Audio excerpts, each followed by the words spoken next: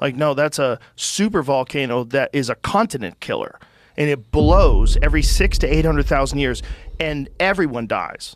Joe Rogan's terrifying warning about Yellowstone's supervolcano changes everything.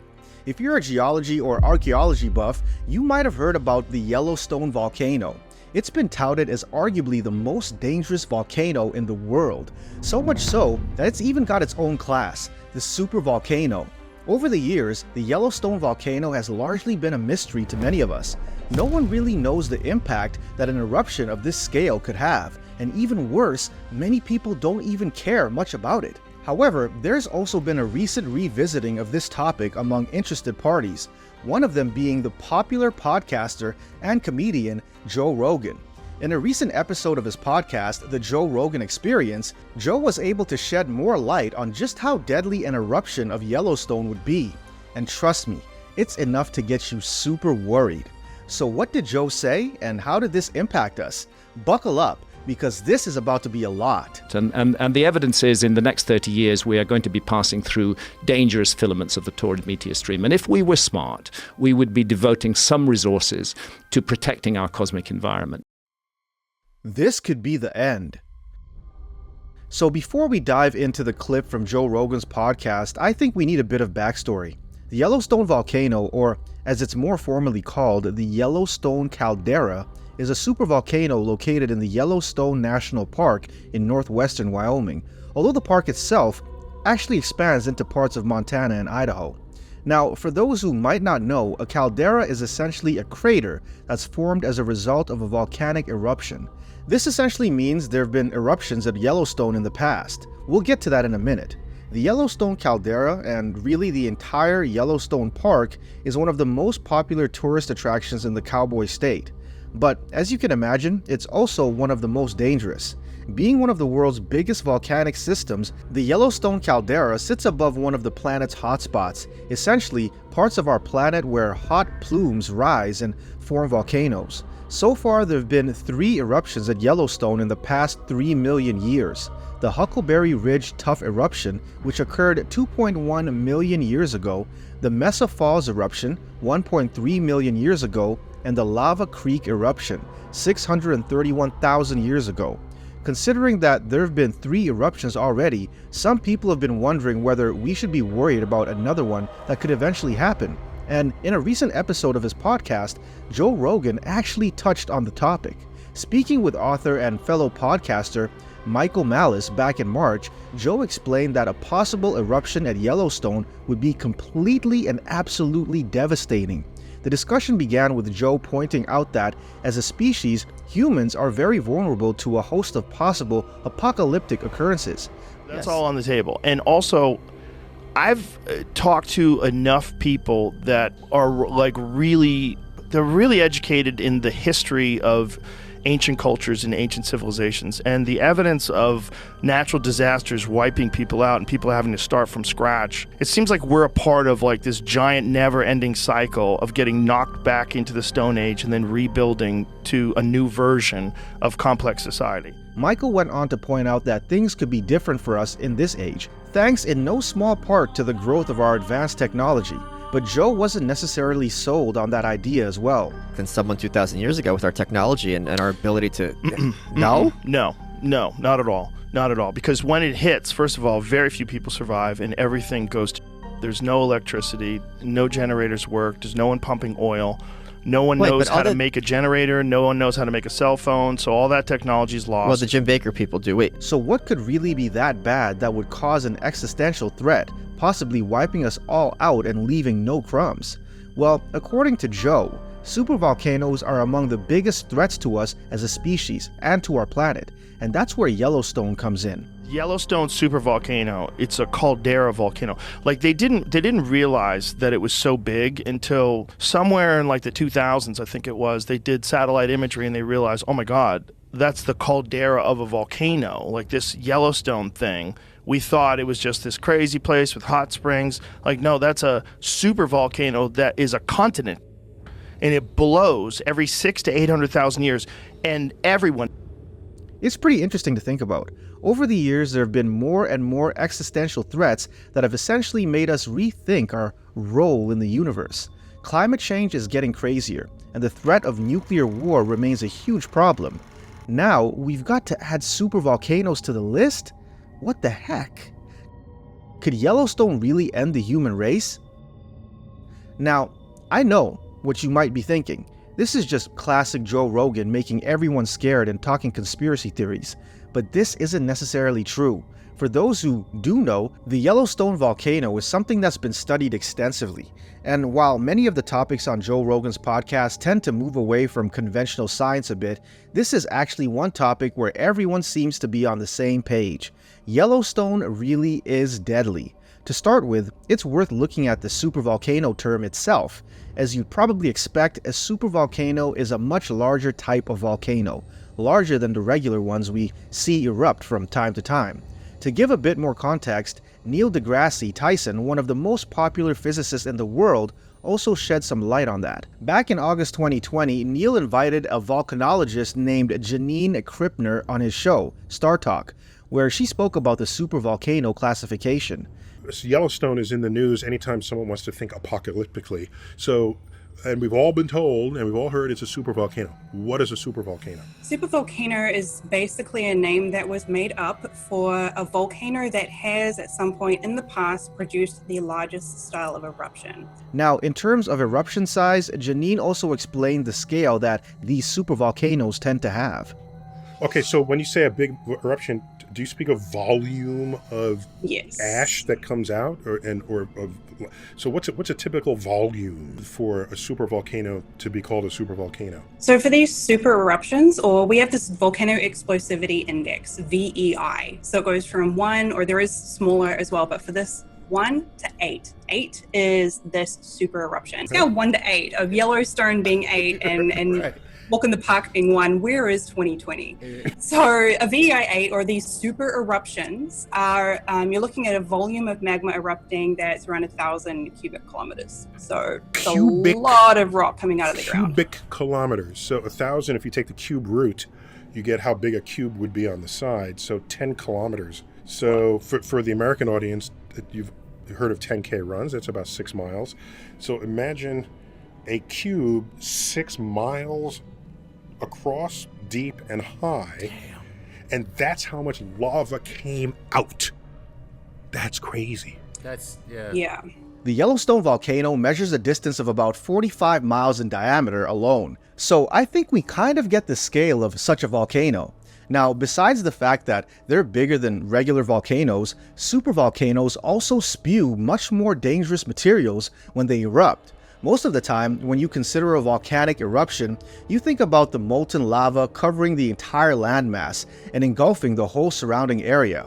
Now, while this would happen in the case of a hypothetical eruption of Yellowstone, it would be far from the only effect that this event could cause. In fact, the lava coming out of the volcano isn't even the biggest thing to worry about. Why? Well, according to scientists, there most likely isn't even much lava at Yellowstone. You see, before lava is spewed out of a volcano, it's first created as magma. Think of it as how caterpillars become butterflies and then come out of their shell. Magma is created, it grows, and then becomes the lava that's shot out of the volcano. For Yellowstone, however, much of the magma won't even get the chance to become lava. This is because instead of developing, an eruption would basically shoot the magma into the sky, turning it into airborne particles of ash. Besides the ash, much of the magma will shoot out as rock particles, and with the wind carrying it all, there's no telling how much it would be able to travel or even how quickly it would be able to move. The effects of such an occurrence would be so crazy that scientists say it could lead to the death of everyone in the entire United States, and Canada as well, for good measure. Think about it, if a person breathes this type of toxic ash, it would form a cement-like structure in their lungs and essentially choke them out. Buildings would also be covered in ash, and the particles could easily affect things like electrical grids and power lines. So yeah, this is not looking good at all. Oh, by the way, if you think you're gravy because you don't live in the United States and Canada, well, you've got another thing coming. Due to the massive volume of ash in the air, a volcanic eruption on the scale of Yellowstone would cause a global temperature drop. The ash in the air would be enough to significantly block out the sun, creating a sheet of smoke above our planet that would make it more difficult for the sun's rays to pass through. According to some sources, this could lead to a drop in global temperatures by up to 10 degrees, an effect that could easily last up to a decade.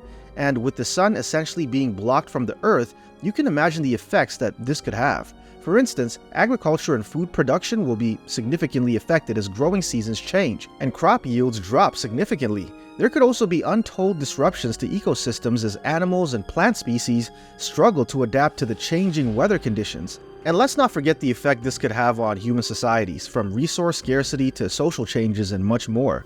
So while it seems more like the United States, Canada, and other countries around them could be the ones to bear the brunt of this volcanic eruption, make no mistake about it, the entire world is going to feel its effects, and those effects could probably change the way we live. Comparing Yellowstone to other volcanic events, we've already seen enough proof that temperature changes are a significant possibility when it comes to supervolcano eruptions.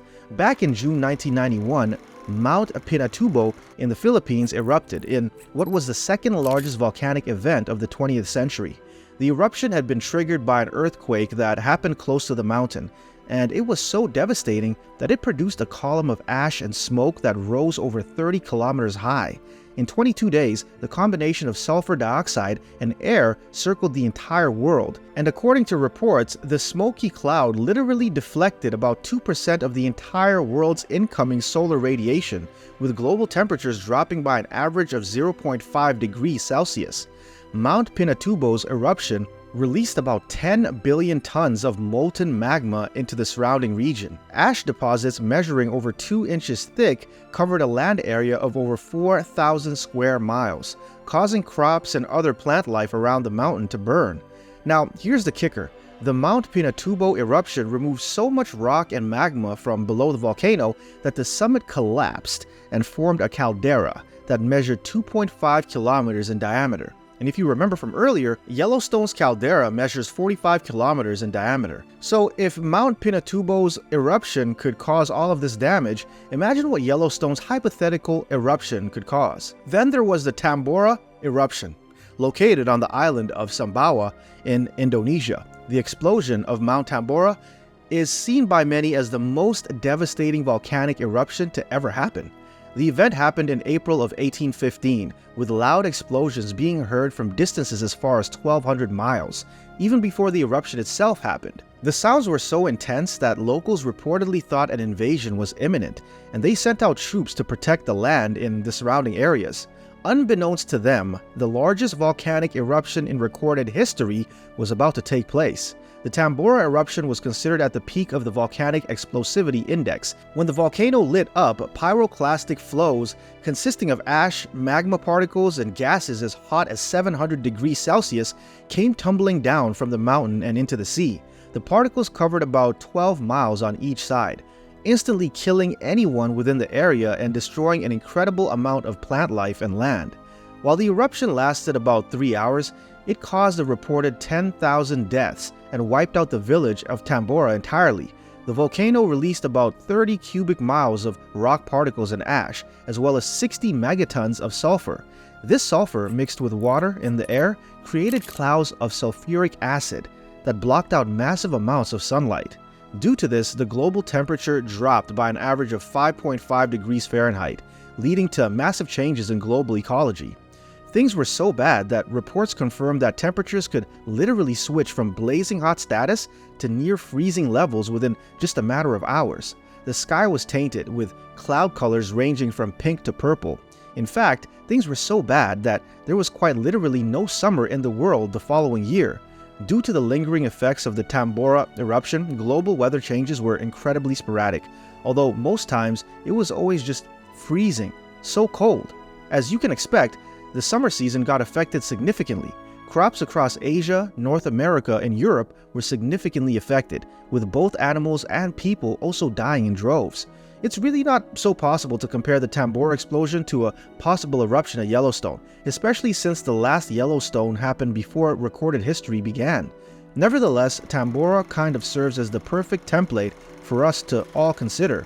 If Yellowstone is really as large as they say it is, then I think it's safe to say that we should all be as worried as Joe Rogan is. Could Yellowstone really blow up? As I said earlier, the last time Yellowstone erupted was about 631,000 years ago. The entire caldera has remained since then, always reminding us that it's lurking and could go boom anytime soon. However, while it's fascinating to think that Yellowstone is pretty much just lying dormant, that isn't actually the case. The entire region is buzzing with activity, emitting small earthquakes, geothermal heat, and geysers that erupt sporadically. Each year, there are thousands of small earthquakes recorded in the land area surrounding Yellowstone, indicating the constant movement of magma deep beneath the surface.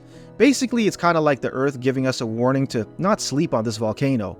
The dangers might be present beneath the ground, but things could always change, and the volcano could blow up any day.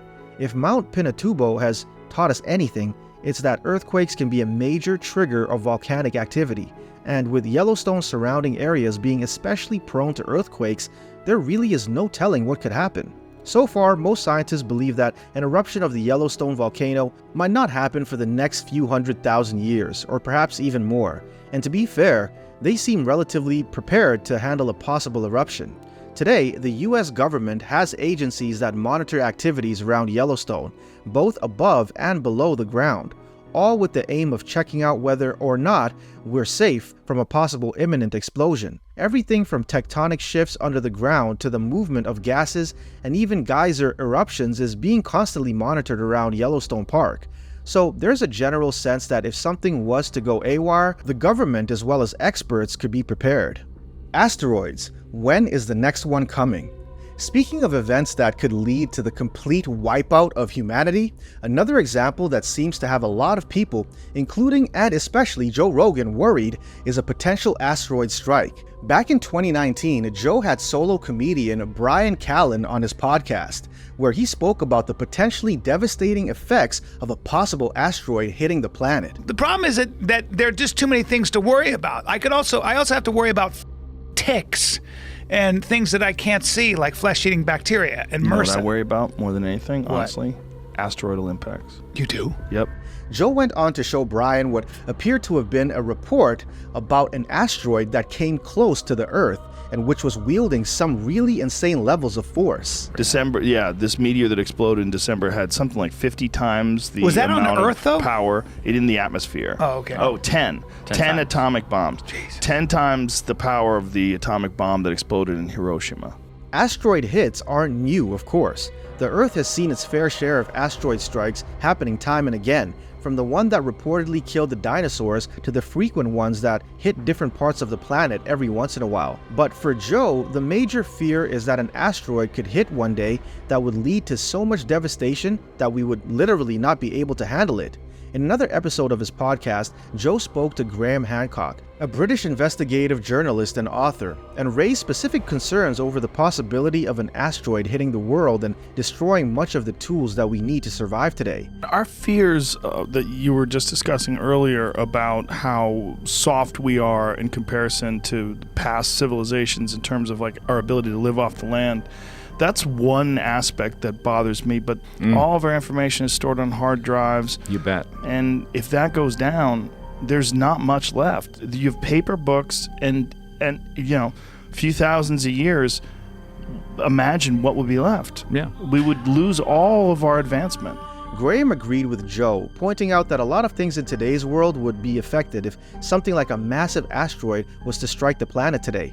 And the same group of scientists who are looking at the evidence for the impacts 12,800 years ago are deeply concerned that we may face future impacts from the Taurid meteor stream, that there are still large objects up there. This is not theory, this is a fact. There's a comet up there which is part of the Taurid meteor stream. It's a large fragment of the original giant comet. Comet Encke has a diameter of, 5 or 6 kilometers. There's 19 recognized huge objects within the Taurid meteor stream. Calculations indicate that there may be as much as 200 asteroids within the Taurid meteor stream of a diameter of a kilometer or more, which would have catastrophic effect if they hit the Earth. Despite the imminent danger, Graham also pointed out that there are possible ways to mitigate the threat of these asteroids, And as it appears, the technology of today might just be what saves us from a possible strike. And it's not something that we need to fall into despair about, because it's perfectly within the level of our technology to do something about it. What could they do? To give you an example,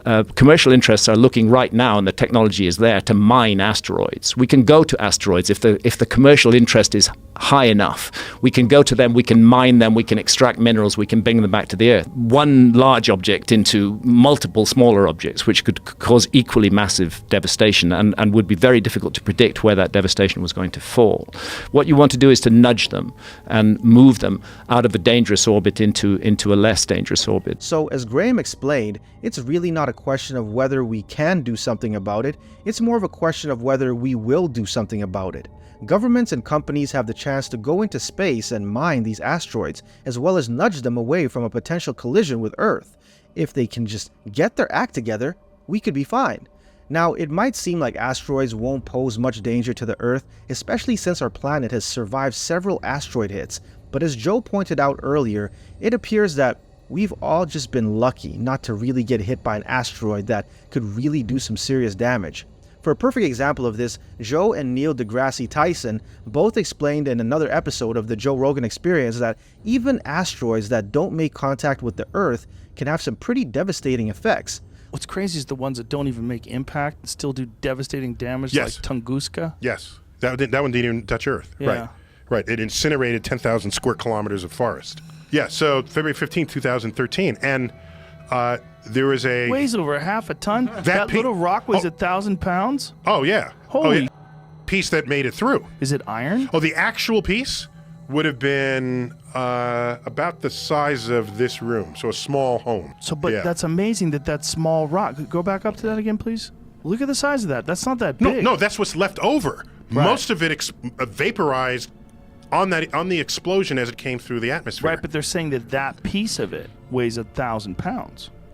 Did they give the weight of it? Yeah, it says it okay. weighs over a half ton. Yeah. Oh, half ton. Yeah, 1,000 pounds. There you go. That's crazy. Yeah. That rock is that heavy. Yeah. So Like Graham Hancock, Neil deGrasse Tyson was also quick to point out that a defense plan to protect us from asteroids will be very important if we hope to survive long-term as a species. Because while humanity has so far been relatively lucky with these things, the very worst thing for us would be for our luck to run out.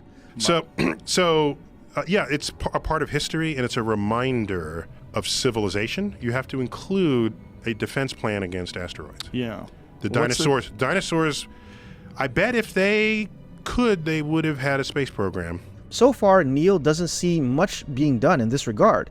As he explained to Joe, experts are mindful of the threat of a potential asteroid strike, but there isn't much in terms of a possible solution or defense mechanism just yet. Is there anything that we're doing now other than We're occasionally looking up? Yeah, we're monitoring and cataloging them. Yeah, Something so happens. the day would come. Well, we know what to do. There's nothing funded. There are engineering conferences. How would you deflect an asteroid? Okay. How would you destroy an If asteroid? we see one and it's coming 100%. It's Yeah, gonna just hit. kiss your ass goodbye. That's right. it. We would have the power to tell you when you would die and what part of Earth it would hit. Basically, Neil explained that if a massive asteroid or a comet were to be headed for Earth with 100% certainty, the best thing that the experts would be able to do at this moment would be to tell everyone when it would hit and the parts of the world that would be affected. Besides that, we're all pretty much on our own. Now, to put that in context, this episode was aired back in September 2018. And up until now, there really isn't much that suggests that we have a defense mechanism in place that can help us in the event of an asteroid strike. Yeah, that's pretty scary. We need to act now. The question, of course, is whether our level of preparedness is actually enough to prevent a potential disaster from happening.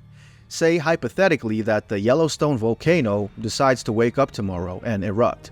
Or an asteroid is spotted today that's on a collision course with the Earth and would hit in less than a year. Does the government really have what it takes to make sure that we're all protected and there's no issue? What are the plans in place? Will everyone be catered to, or will it just be the few among us who are wealthy enough to afford protection? Remember the movie 2012? It gave a pretty harrowing picture of what could happen if a cataclysmic event happens and everyone is pretty much doomed. At the end of the day, it was only those who were well connected and who had the means to afford protection that survived the entire ordeal. If Yellowstone were to erupt tomorrow, what really happens to the rest of us? These are definitely the types of questions that keep me up at night. How about you? There's a lot to unpack when it comes to existential threats to us as a planet. Whether it's the fact that Yellowstone could erupt one day in what could easily be the largest volcanic event in recorded history, or the possibility of an asteroid hitting the planet and wiping us all out, but the fact that we're all still here should at least count for something. What do you think though? Are we really safe on this planet? Share your thoughts in the comment section.